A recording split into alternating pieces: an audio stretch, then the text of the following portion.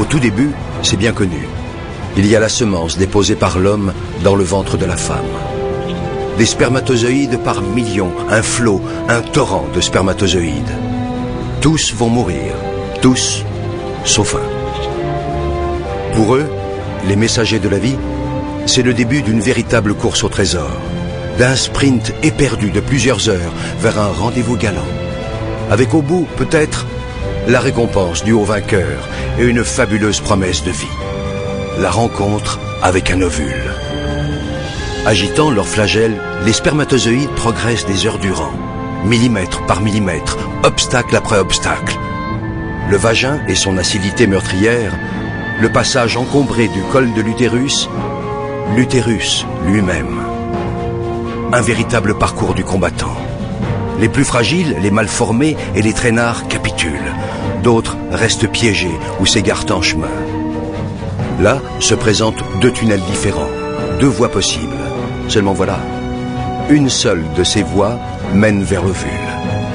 Dans cette course effrénée à la vie, il n'y a pas que l'énergie qui compte.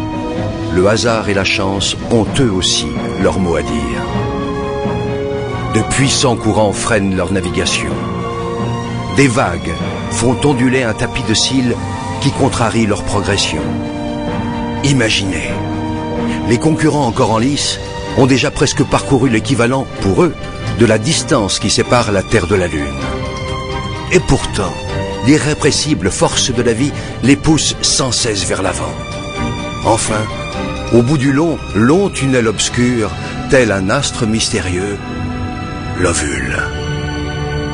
Il suffit qu'un seul spermatozoïde, un seul, atteigne l'ovule, y pénètre et fusionne avec lui pour que naisse un espoir de vie. Chacun de ces millions de spermatozoïdes porte en lui son secret. C'est à ce moment-là que se joue la loterie de l'existence. Ils ne sont désormais qu'une centaine à explorer la surface de l'ovule. Quelques-uns seulement parviennent à se faufiler jusqu'à la capsule, formidable armure protectrice. Dernière agitation, ultime frénésie, soudain l'un d'entre eux finit par trouver la voie. Ça y est, c'est lui, le seul, l'unique. Aussitôt percé, la carapace durcit et les autres spermatozoïdes se heurtent à une barrière infranchissable. Pour eux, le voyage est terminé. Si près du but.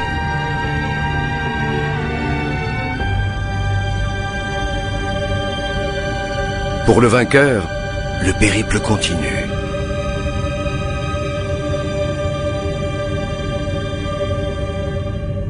Il perd son flagelle, devenu inutile, et libère son trésor.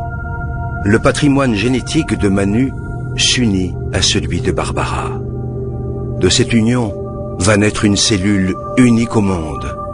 Rêve d'amour, fruit du désir, et déjà esquisse de vie.